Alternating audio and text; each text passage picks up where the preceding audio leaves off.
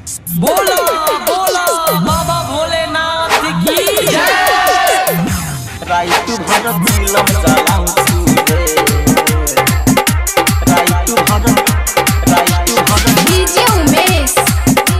राइतु भरत सुखीपुर बाजार मुख्य चाहिँ तथा सफारी चलल जाई पैदल सवारी झुमी झुमी भोला गरबा पिकअप मुझे रही बाधा चलल जाई छमछम नाचत रिमझिम बरसी सावन के फुहार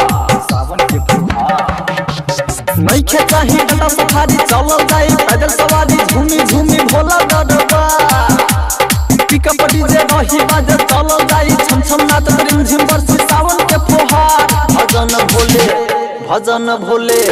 भजन भोले बाबा को गाउँछु रे राइतु भरत फिल्म चलाउँछु रे भजन भोले बाबा को गाउँछु रे राइतु भरत फिल्म चलाउँछु रे राइतु भरत फिल्म चलाउँछु रे राइतु भरत बोला बोला बाबा डीजे उमेश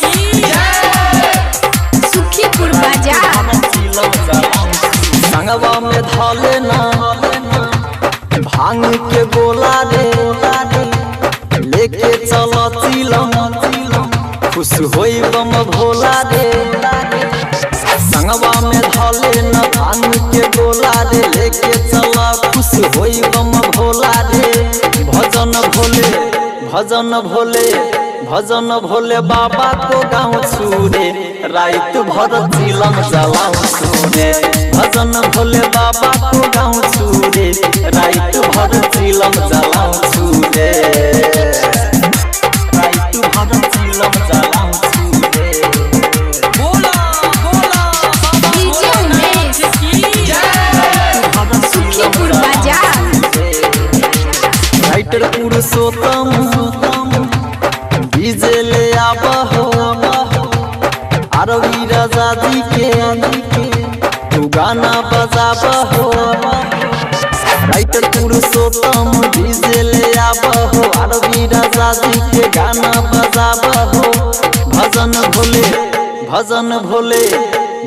भोले बाबा को गाउँछु रे राइतु भरत फिल्म चलाउँछु रे भजन भोले बाबा को गाउँछु रे राइतु भरत फिल्म चलाउँछु रे बिहुला रिकॉर्डिंग स्टूडियो शमशी बाजार नेपाल।